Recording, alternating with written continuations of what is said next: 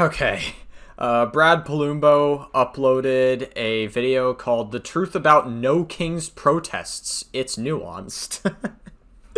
I mean, I'm of the opinion that I think No King's protests are pretty good. It's good that we're fighting back against what is more definitionally fascism, and like how Trump is a legit threat to democracy. He has done and pushed the boundaries in a way that no other president has had before. And Brad Polumbo thinks it's a nuanced, I guess, perspective. Brad Polumbo is a guy that I actually wouldn't say I hate, but I feel like he is intentionally obtuse at times. Like, he's like a conservative gay guy, and he's actually like an openly gay guy. And I almost feel bad because it's like, I'm just like, how do I get through to him? How do I like tell him, hey man, your side is trying to take away your rights, dude.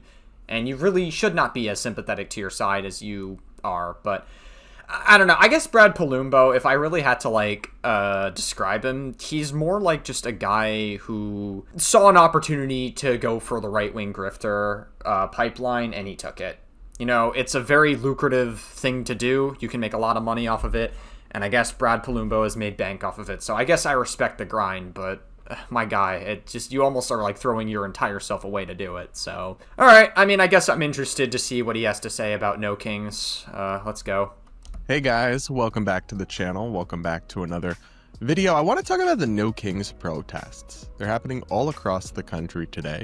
Yeah, I mean, I think that they're generally a good thing that's happening, right? It's so funny. Earlier this year, when we had like the first No Kings protests, Trump's like birthday parade, I saw like videos of it online, and I could be totally miscalculating how many people actually attended to Trump's birthday, but it was like close to 2,000 maybe, as opposed to No Kings protests, which have had like tens of thousands, hundreds of thousands of people attending, some of them across the world. There were even No Kings protests happening in like Germany, England. I think there were a few in South America, I'm pretty sure. A lot of people were like standing up against like who is a horrible president. And so I generally think for the most part, it's a good thing to happen. It's also funny that Trump is like out here being like, oh, but we need to save our money, save our budget. But then he'll like put all the budget into his like military parade. So that's chill. Basically, every major city, Democratic politicians, progressive activists, all sorts of groups and just random people are getting together. Random people. Democrats and left-wing people are random people. To protest the Trump administration, and they're all organizing around this idea of the No Kings movement. They don't... Yeah, I mean, I think that's a good thing, right? Like, it's good to stand up against fascism, and it's a peaceful protest as well for the most part. Aside from, like, the Utah thing that happened where, like, there was, like, a shooter at the Utah No Kings protest, and obviously, like, that's terrible, but that had nothing to do with the No Kings protest itself. It's just that Utah has very laissez-faire gun laws. And that's obviously an issue that we need to address. I mean, that's why Charlie Kirk got shot at Utah Valley University. Want a king in America. They don't want a tyrant and what have you. And it's very interesting to me because I want to give you kind of an independent perspective on this. An independent perspective. I mean, Brad, you're a bit of a right-wing grifter. All right, just be honest. I would have a little more respect for you if you just said that you were a right-wing grifter, because that, like, you seemed like you saw an opportunity to make some money and you took it, and that's fine. You know, like, it seems like you've made a lot of money off of it. I respect the grind. You know what I mean? But like, just be honest. You're a right-wing grifter. All right, like, shut up. Come on. Who is not a Democrat and who is not a Republican. I mean, I don't know. Listen, I don't think Brad Polumbo's MAGA. I wouldn't go that far, but I feel like he is definitely like right-leaning currently, because that's where the pendulum is at, and that's like why like the right is just very successful, is because there's like a lack of purity testing, and they don't really like, they seem to be like strong in numbers together, and like right now the pendulum is like really in the right now. Because I think what's going on right now perfectly epitomizes the divide in our country and how we're almost operating in two different realities. So on one hand, with these No Kings protests, you will have some genuinely radical people mixed up in them. Okay, so what do we mean by radical, right? Because if we're talking about radicalized people like the Utah shooter who's like shooting other people, yeah, I agree with that. Yeah, there are some radical people, and I'm sure there are some, like, I guess far leftists that could be, like, I guess a threat to, like, I guess police in some instances of it, maybe, but that's not really a problem with No Kings as a whole. It's not just, like, they're not all radical people. I mean, I know you said some, but, like, what do you mean by that, right? Like, I'm gonna need to know what you mean by radical. I saw one of them is sponsored by like the communist. One of the events is like the sponsors include the Communist Party. What? Okay, where is this? Can you maybe cite this, maybe? And I've seen people with "I am Antifa" shirts. I don't think that I've seen any of those. Okay, I'm gonna need to, like, look this up. Yeah, so just to be clear, at Washington, D.C., the only post I can find of somebody wearing an I Am Antifa shirt is this guy right here. And I mention this in every single video I talk about, but all the fucking conservative debate tactics are to just use one example out of many, many examples that exist, or, sorry, use one example, and, like, like, most people that don't do it something, they'll just use this one example and run the narrative that it's everybody that does this and try to make you think that everybody acts this way. First of all, Antifa has always been, like, a weird scapegoat for a lot of conservatives. Like, Antifa is not as big of a fucking threat as conservatives make them out to be. Based on my research of them, they originated in, like, West Germany, and then obviously it evolved over time, and, like, people in America, like, evolved it. And it's, like, they're not as big of a threat as people try to make them out to be. Again, a lot of conservatives just use this as, like, a point to say that, oh, these are radical leftists that are violent and all that stuff. Like, okay, how do you not know that this is, like, a psyop, maybe?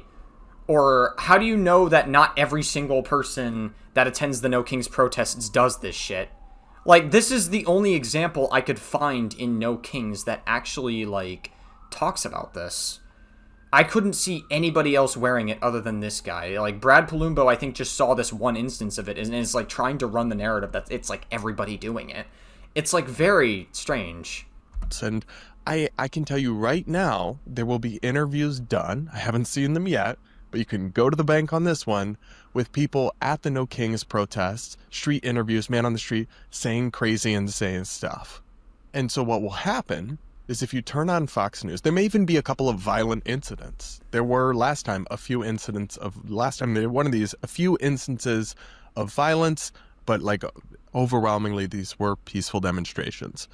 Now, yeah, but okay, so when he talks about the violent demonstrations, he's talking about the fucking Utah shooter, and, like, that's really the only one I can think of. I can't think of any other violent instances of it.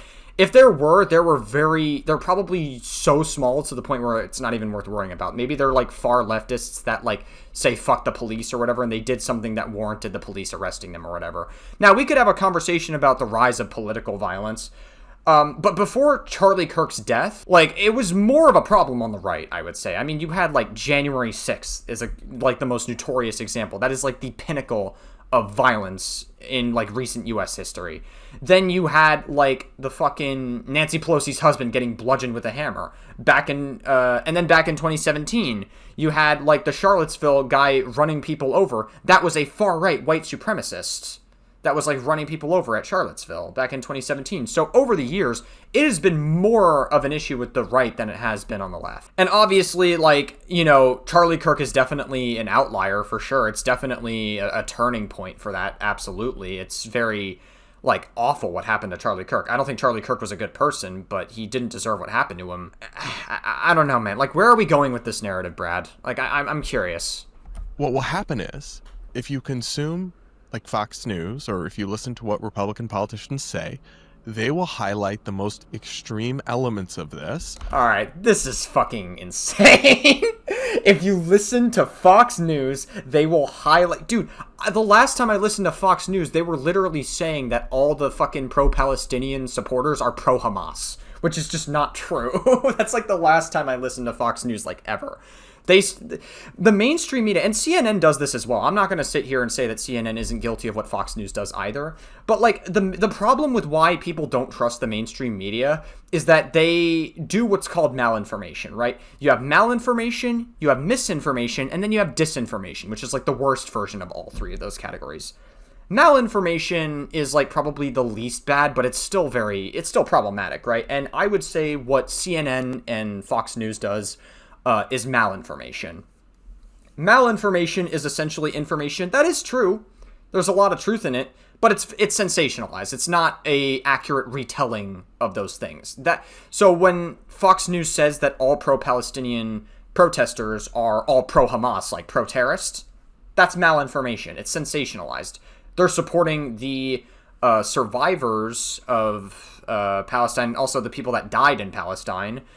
And they're also trying to fight for Palestinian people. That was what they were mainly doing. Now, that's not to say that there are people who are pro-terrorist that sneak into these movements and use genuine movements to try to push terrorist propaganda. I'm not saying that doesn't exist. But a lot of people that are normal pro-Palestinians are just trying to fight for what Israel is doing and the genocide that Israel is causing. And that's a good thing. Misinformation is information that's not correct, but you weren't intending to deceive anybody. It was just like, oh, you retold something, but you weren't trying to deceive somebody. You just retold information that wasn't true. Then you have disinformation, information that is factually not true and is meant to deceive people on purpose.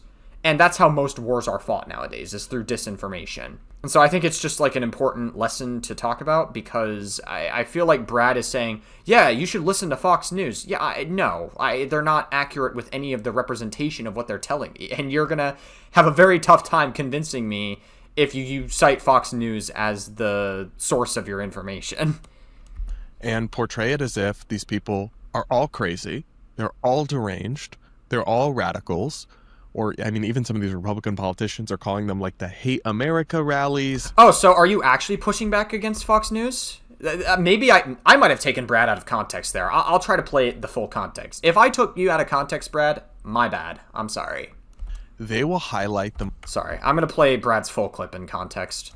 Like Fox News, or if you listen to what Republican politicians say, they will highlight the most extreme elements of this and portray it as if these people are all crazy, they're all deranged, they're all radicals. Or, I mean, even some of these Republican politicians are calling them like the Hate America rallies, all that. And they will have real examples to back that up, in part because the Democratic Party and the left genuinely does not do a good job to the extent it even tries. Okay, so you are running defense for Fox News. It's crazy. The way he worded that, I thought he was going to be like, oh, Fox News is portraying all these people like that, but that's not true. But the Democratic Party doesn't do a good job pushing back. You know, I am open to that argument, actually. I actually think this is a legitimate argument that the Democrat is not doing a good job pushing back against extremism. I agree. The Democratic Party is doing fucking terribly right now. And there's all sorts of reasons for that. I think the, leftist politics is a huge problem with it. Like, purity... Way too often, leftists just practice purity politics and are infighting with each other. Purity politics and infighting go hand in hand together. And I feel like that's a huge reason why people that would have had more left-leaning values or are center are now moving to the right. The right doesn't do that nearly as much. Now, there has been a little bit more infighting on the right recently with, Donald Trump, and there's a lot of people who don't like Trump that are right-leaning. And with MAGA specifically, there's a little more infighting happening there, especially with the Charlie Kirk stuff happening as well. So, I'm not saying that infighting never happens on the right, but it's definitely been way more of a problem with the left. Absolutely. And I think Democrats just listen to leftists too much, not to mention they shoot themselves in the foot with, Kamala Harris being the candidate. First of all, Kamala Harris was not good. Second of all, she's a woman, and the unfortunate reality is that women just, there are some people in America that believe that women can't run for president in the United States. And that's just a very outdated thought, but that is the unfortunate reality, is that there are still people who have these outdated beliefs that women are just not good enough to run the country. Of gatekeeping radicals out of their movement. I saw one of the speakers, Democratic senators at one of these, will be sharing the stage with people who cheered the assassination of Charlie Kirk, right? Can you show us that? Because I saw most normal left-leaning people like Gavin Newsom and like a ton of other left-leaning people like Mehdi Hassan and like a ton of other people, they condemned the death of Charlie Kirk. Most normal left-leaning people condemn the death of Charlie Kirk. Like, where is this instance of like somebody celebrating the death of Charlie Kirk like on stage, like in like a Democratic Party area? Like, I haven't seen anybody do that. The only people I've seen celebrate the death of Charlie Kirk are just far leftists. Like, can you show any example of it? So they absolutely do allow radicals and toxic people into the tent, into the movement. And that is true. There is a level of truth to that. But, like, I want you to, like, show some information on this. Because, like, I feel like you're... I don't think Brad is intentionally trying to deceive his audience. I don't think it's intentional. I think he's just, like, sharing information, believing it for real. And I feel like he's just so... Like, he's just being obtuse here. Like, he's intentionally not seeing, like, the bigger picture of what's happening here. And I don't know. It's hard to picture you as an independent. It seems like you're a little bit more right-leaning. I don't know. Which, there's not a problem with that if you are. But, like, it's just, like, I feel like you're not being 100% truthful with this information. Then some crazy people in crazy groups saying crazy things will be involved. And sure, yeah, I can agree with that. Yeah, fine, okay. Republicans and conservative media will just highlight that. But at the same time, that won't be most of the people. Most of the protesters will genuinely be lived out, mostly, I would say. Lived out? What do you mean by lived out? Americans, but people who don't hate America, are not Antifa, are not burning down federal buildings. It's going to be a lot of wine moms, Frank. Dude, I just hate when conservatives like constantly like run the point of Antifa's a problem. They are Antifa. Antifa's coming to my house and all this shit. Antifa is not even like, I'm almost willing to bet that Antifa's almost not even real. Like, it just, because you run this point so much, Antifa is about as real as Half-Life 3 at this point. Like, this is just a point you guys like back up on so much when you feel like there's a bigger threat than there actually is. Please, suburban wine moms and podcasters and like just normal liberal Americans. And okay, most of the events and speeches and the senators talking will be totally normal. They won't be like Antifa radicals or anything, and they'll just be... Yeah, because they're politicians. There's no politician that's in Antifa. Yeah, good job, Brad. You really got that one down.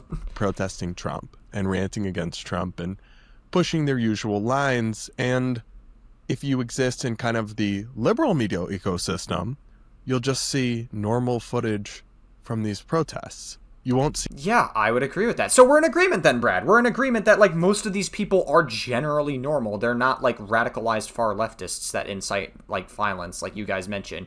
Even though I would argue that violence is more of a problem on the right than it is with the left. Not to say that it doesn't exist on the left. It's definitely more of a problem with the right, I think. See the radical speakers getting clipped up. You'll just see the normal, powerful, well-done, articulate Democratic senators. Has there ever been a point in history where Brad has condemned the violence that the right has committed? Like, I'll pull up examples right now for you. Okay, so I had ChatGPT get it for me. So, again, grain of salt, but ChatGPT has cited many articles that it got its information from. So I'm generally going to believe the information here. Key data. Between 2015 and 2020, right-wing extremists were involved in about 267 plots or attacks and 91 fatalities. By contrast, far-left extremists accounted for 66 incidents and 19 deaths in that period. The only reason you see this idea of, like, far-left committing violence or whatever is because fucking conservatives virtue signal and harp on this point endlessly. And that's, like, what you're typically going to see more. Let's look at this example. 2019 El Paso Walmart shooting in Texas. A white supremacist gunman killed 23 people and injured 22 others, and it was a hate crime motivated targeting Hispanics. 2017 Charlotte's car attack. I literally brought this up. This was a neo-Nazi white supremacist who drove his car into a crowd trying to, like, kill people, but he only killed one person and injured dozens of people. January 6th is another one of people. And I'm going to just be real. If you participated and stormed the Capitol in January 6th, you are a traitor to America. 2016 Sacramento riot, an alt-right neo-Nazi rally, traditionalist working party outside the state capitol devolved into violence. And then I asked, what about Nancy Pelosi's husband? Yeah, David DePape, who believed in things like QAnon, election denial, and anti-LGBTQ rhetoric, and anti-vax theories. Right? But then Donald Trump looks at this attack and then fucking laughs it off and makes fun of Nancy Pelosi's husband for getting fucking bludgeoned with a hammer.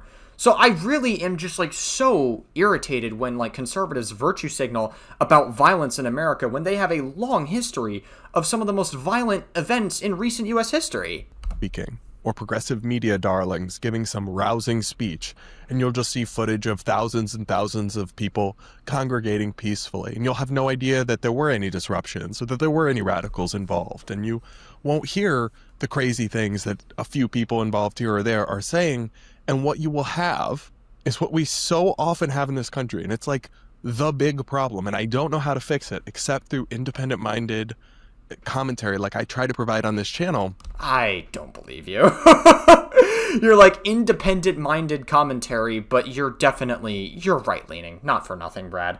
Like, I would appreciate a little more of a perspective on, you try to appeal to right-wingers so much on this channel, and I'm really just wondering, like, what does Brad genuinely think of the right actively trying to take away his rights? Not for nothing, but, like, they are trying to take away the rights to gay and trans people every day, and if Brad is a gay man himself, like, how does he feel about that? Does he think it's not that big of a deal? Is he just that enveloped in grifting for the right so hard? Like, I'm trying to understand where his mindset is in all of this. Is two totally different perceptions of the reality of this day, of the No Kings protests. Which is? That are both kind of true, but incomplete. And if you only consume, like if you're in an echo chamber on either side, you will firmly believe in a version of events that did happen, but totally doesn't tell you the whole story. How? Give us an example or something. Like, please, just talk about something meaningful here, please. If that makes sense, what I mean. And so, like, that just kind of, for me, is a nutshell of what's going wrong in America. That we're in this situation in the first place. Let me know. No, I think that, like, the right is just more popular than anything else. Like, they have their own echo chambers just like the left has their own echo chambers. I've criticized far-left echo chambers plenty of times on this channel. Why is this only a problem with the left and not, like, the right being more in the dominating space? Like, if the right wasn't dominating, you wouldn't have a grift to go to. Like, and you probably wouldn't even be speaking or grifting for them right now. If you agree in the comments, do like, subscribe, yada, yada, yada. And then the final piece of this is like the whole concept itself of a No Kings protest. You will have a lot of people involved in this, and I've already seen the clips rolling out in the speeches. So show them to us. If you've seen clips, why don't you cite the clips as your evidence? Because when you saw that guy that wore the I Am Antifa shirt, I could only find one person that did that. Out of, like, the plenty I tried to, like, search online for. Just one person at Washington, D.C. And you don't know if that could be a psyop. You don't know if it's just one out of plenty of people protesting. There's all sorts of number of reasons why that could exist. And you're trying to run the narrative that that's everybody doing that. It's just it's a little bit disingenuous. Who are acting like Trump is some dictator. Like he actually is. He is! He is a dictator! Yes, he is! A king, which to me is obviously not true. Okay, dude. Alright. Oh my god. Dude, how do you get through to people like this? Please, how do you get through to them? I disagree with a lot of things that Trump has done so far, whether it comes to tariffs or immigration or some of the free speech stuff. Yeah, and him fucking, like, exercising ICE and trying to deport people without due process, and then him pardoning a bunch of criminals, like fucking Daniel Rodriguez. Then you had, like, the January 6ers, some of which had child porn charges. They got pardoned. Then he tried to pressure Romania to pardon Andrew Tate, and then he's trying to pardon P. Diddy as well. And then you had Eric Adams, who was on the fucking way to jail and being a criminal, but then Trump cut like a deal with him and he was just like super corrupt. You see the problem, right? He's exercising a abuse of power in many ways, and he is a legit threat to democracy, and it should be scary. Like, if you don't see it that way, like, I can only come to the conclusion that you are probably just running this narrative because you're just grifting for the fucking right. There's no other conclusion I can come to. But he's not actually a king, because if he was the Yeah, no shit, he's not literally a king. They didn't mean he's literally a king. What? Government wouldn't be shut down right now. Like, he is still playing by the system of government that we have. We're getting very close to that not being true. Technically, if you want to speak technically, I guess you're right. But with the ICE protests, that proves that he is trying to go beyond due process. So that's one way you can disprove your argument, is with all the, like, ICE stuff that was happening earlier this year. But more than that, if Trump could turn America into a dictatorship, he would absolutely turn America into a dictatorship. He is so lucky that he is within the confines of what the United States government is. And so, like, yes, he's not a literal king. People are using king as, like, a metaphor because he's trying to turn America into his kingdom. That's the whole point. Like, all right. Right? In the sense of, the government's shut down, Trump wants to reopen it, and can't, because he can't pass a spending bill through Congress because it requires Democratic votes. So, like, obviously, he's trying to make changes to that if he can. He's not a king, because a king doesn't need... He's literally trying to arrest people for burning the American flag, which is a violation of the First Amendment. And then also Kash Patel, which is somebody Trump appointed because he said a good thing about him, was firing a fucking FBI worker for having a pride flag on their desk. These are all violations of the First Amendment, which is a form of fascism by definition, which is, like, ran under a lot of autocracies and not democracies. So, I don't see you acknowledging that. Like, why are you just acting as if these facts don't exist? The opposition's help to pass a budget, right? In the same way, he has abided by limitations on what he can do from court rulings and other things.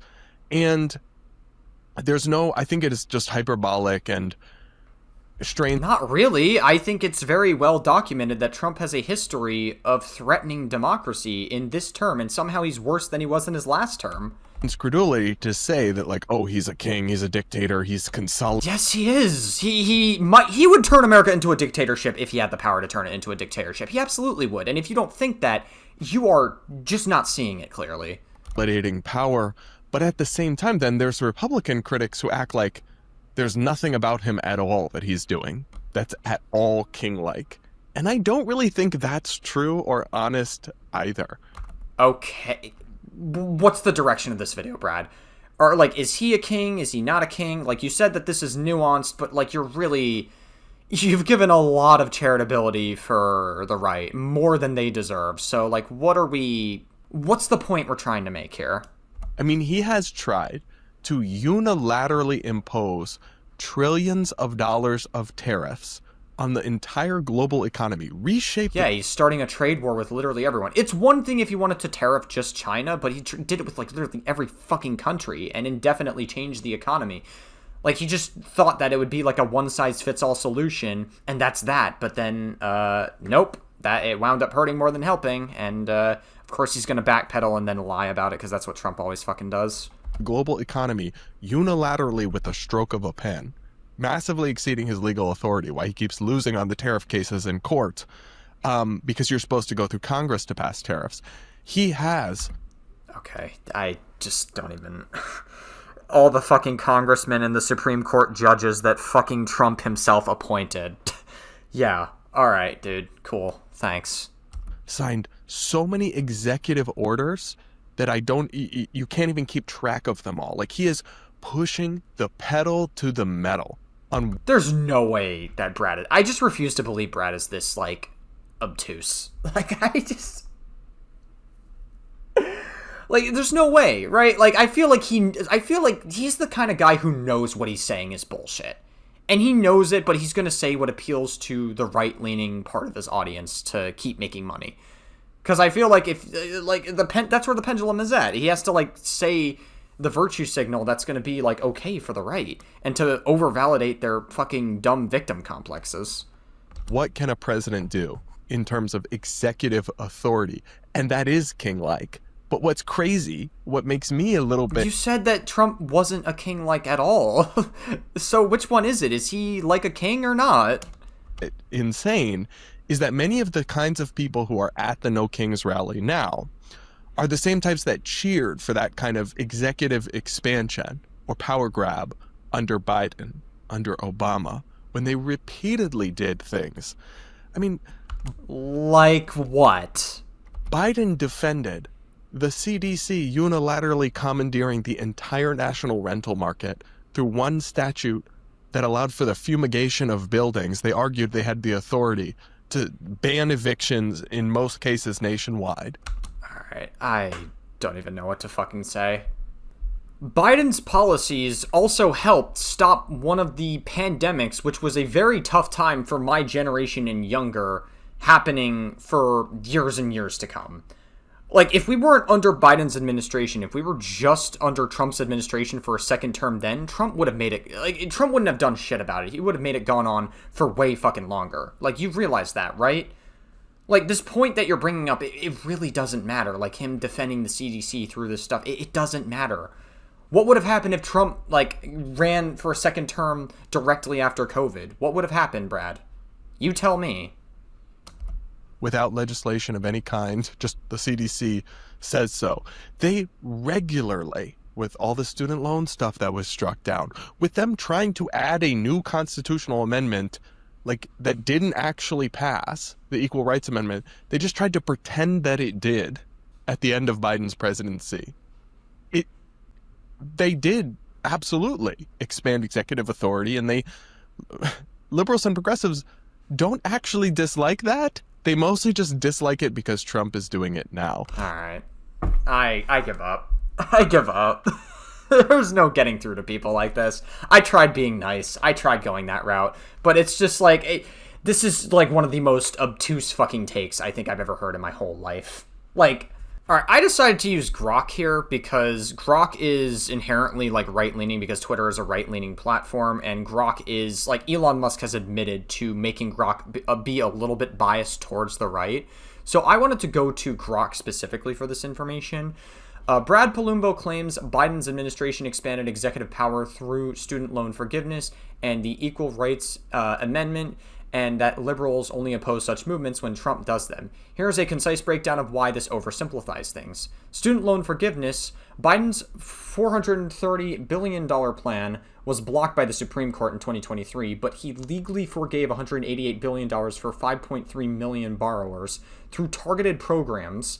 These used existing laws, not reckless overreach. Brad is trying to compare Biden to Trump by saying that he is a threat to democracy just as much as Trump is. Progressives don't seem to care about that at all. Yeah, because Trump is not fucking following the Constitution, and he is a threat to the First, the Fourth, the 14th, and the 22nd Amendments, and he is completely pro-crime. He literally was fucking advocating for, like, a January 6th to occur to try to fucking insurrect the government. If he could turn it into a dictatorship, he absolutely would. Did Biden do any of those things? Was Biden a threat to any of these things? No. So, like, again, stop pretending like these are congruent with each other. But, I mean, Republicans who want to say, like, there's no there at all aren't being honest about the fact that he's tried to just do a bunch of stuff as some sort of unilateral, all-powerful executive. Yeah, I mean, great. Republicans have had a great track record with being so truthful with information. That's why they do the constant talking point of just taking one example of something and trying to paint it as the entire left does this thing. And then they, like, fucking virtue signal over it endlessly. And they've been doing that for years now, and that's how they get young men to be radicalized into the far right. Good job. Thank you. You've really done a great job painting this perfectly, Brad. Thank you. He tried to just sign an executive order to take away birthright citizenship, even though it's in the Constitution. He tried to take away money from NPR and PBS just through executive order, even though that has to happen through Congress, which it eventually did, and I support that, but he tried to just do it himself. He keeps trying to just take executive action after executive action. Yeah, Trump is trying to do that himself more than Biden has ever done that. What are you talking about? He's threatening his enemies. He's going after his enemies using the power of the federal government, like law firms that worked against him. He's punished them and Yes, Biden is such a threatening individual. You've got it, dude. Wow, incredible. retaliated against. Listen, I didn't think Biden was the best president of all time, but he's sure as hell miles better than Trump ever was. Them and destroyed their businesses by revoking their security clearances just because of the clients they represented, trying to shake down networks to take anchors off air. That is, again, it's like hyperbolic and ridiculous to suggest he's literally a king, but that all... It's so ironic that you're saying that it's hyperbolic. Yes, the point of it is to be hyperbolic. Saying that it's a no king's protest. The king being a metaphor for Trump turning America into his entire kingdom. It's not fucking meant to be literal. Did you actually think it was meant to be literal? There's no way you thought that, right? There's no way. Is the actions of somebody who is centralizing authority, who is behaving in an authoritarian manner in some ways. Yes, he is. He is. And you can acknowledge that without literally thinking he's a dictator, he sees power. Dude, I don't know what to tell you. All the proof you need is January 6th. He tried to start an insurrection. It was an insurrection attempt and he failed at doing it. He wanted to turn America into his fucking kingdom. I don't know what else to tell you. That's what he tried to do. That is just a fact. If he could make America his fucking bitch, he would. And he kind of already has. Living in 1984, same way. He's cracking down on people. He is violating due process. Yes, he is. And you know this. So we agree, Brad, right? We agree. In many ways, when he sent people to El Salvador with no charges or trial or anything, and they were sent to... Yeah, and illegal immigrants do have due process. Even if you come here illegally or undocumented, you still have the right to due process. You still have rights as any other American citizen would. Dystopian hell prisons in another country, when he is arresting and revoking people's legal status just because they wrote anti-Israel articles. These are not the actions of a restrained person. They are the actions of somebody who's pushing the boundaries, who is engaging in unilateral power grabs and sweeping exercises of their authority and authority they don't even actually have. So it's not like there's nothing king-like about anything he's doing. But yeah, Brad, that's the whole point of No Kings. You realize that, right? That it's meant to be a metaphor? You realize that's the point. It's meant to be hyperbolic. To the Democrats who are suggesting he's literally somehow consolidated power and declared himself a king and is going to cancel all the elections and all that, that's also... He wanted to. He definitely would if he had the power to. Also not true. So I'm just over here in my... Yes, he would absolutely do it if he had the power to. You're lucky that we live under fucking Congress and he's not making America his bitch. My own little... He kind of already is, but you get what I mean. Corner where I feel like everyone is wrong. Everyone I'm seeing describe what's happening. It's like two alternate versions of reality.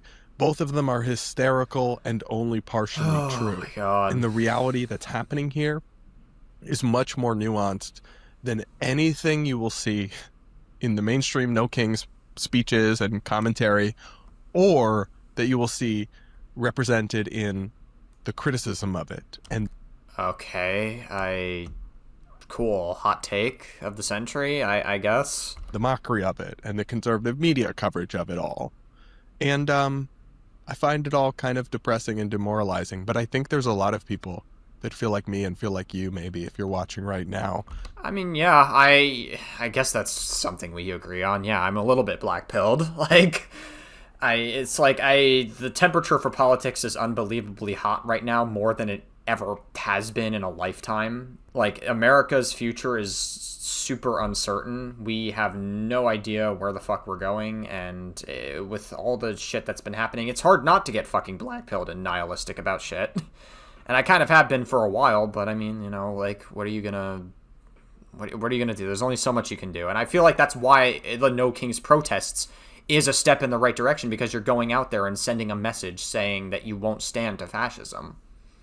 That's a good thing. And you even acknowledged earlier in this video that like, most of those people are normal. I would say if I had to estimate myself, this is not like an actual like statistic or anything, I'd estimate like over 95% of people at No Kings protests are fairly normal. Somewhere in the middle, demoralized, detached from either hyper-partisan narrative or panic or alarmism. And I'm just trying to talk about it and represent that perspective honestly and tell you guys what I think. I could be wrong about all of this. You can let me know in the I feel like you are wrong about some of it, definitely. I don't think you're a terrible person, Brad, to be honest with you. I actually think that you have potential to get there, but I feel like you just... Oh my god, your takes on some of this is just really not it, dude. comments if I am, but just giving you my honest perspective on this whole saga as all the No Kings stuff unfolds across the country today. I hope everyone stays safe and stays peaceful, and that we can all try to reconnect with reality, see each other for... Okay, dude. I think you need to reconnect with reality just a little bit more, Brad, if you want my, like, brutal honesty. I just hope you open your eyes to see that, like... I don't know, man. I feel like right-wing grifting is only going to get you so far. God, I don't know, man. Like, I feel for Brad. I actually, like, legit hope that he eventually reconsiders some of his takes on some of the shit that he says, but... Because I actually don't think he is a harmful, like, disinformation person. Like, I actually don't think he's intentionally trying to... Like, I don't think he's a bad person, is what I'm saying. I just think a lot of his takes suck. And that's really where I come from. And I'm just like, how do I fucking get through to Brad? How do I get through to him and let him know, hey, like, listen, man, like, I don't like some of the takes that you have on this, and here's why I don't like it. What we are, not the worst version that we've imagined of the other person. And remember that... I mean, I guess there's a level of truth to that, maybe. I don't know. Dude, fucking Christ. America is not, in fact, divided between... We're in, like, one of the most divided... Apart from, like, the Civil War back in, like, way back in the day, we are in, like, one of the most divided times politically. Hitler supporters and Antifa. There are... Okay, dude. All right, cool. It's what I'm talking about. It's just, like, you're just, like, using comparisons that are just, like... Okay, all right, whatever. It's just not even worth engaging with. Are mostly still good-hearted people on either side in this country, and I do believe that. I can't say the same, but I guess I appreciate you for maybe trying to understand. I don't know. Maybe I'm being too charitable. Really do. Let me know what you think in the comments, like, subscribe, yada, yada, yada, and we will talk again real soon. Alright, well that was certainly a video of all time. Brad, I seriously hope you reconsider one day.